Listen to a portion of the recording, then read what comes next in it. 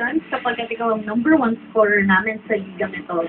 Having said that, Eliza, aside from attending team practice and working hard every day, ano bang sekreto sa likod ng productive performance mo this season? Siguro, besides sa training, ganun, siguro yung family, yung nakakapag-inspire sa amin na mag-training palalo at mag-perform na maganda. Yung family namin, yung mga taong naniniwala sa amin, tsaka yung mga sumusuporta sa amin, lalo na yung school namin.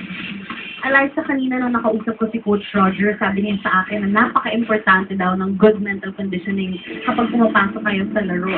Having said that, Eliza, ano bang mindset ng Lady Eagles ngayon at kakalabanan niyo ang Lady Orchids? Siyempre, lahat ng games kasi importante. So yung mindset namin, one game at a time lang.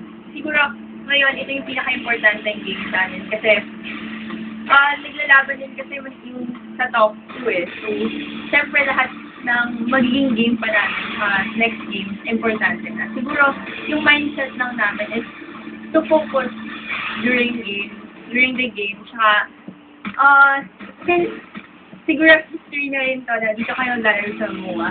So, sobrang excited kami lahat na ma-experience yung maglaro. At excited na rin ang mga tao mapanood kayo. So, good luck sa game niya mamaya, Eliza. Back to you, Miguel.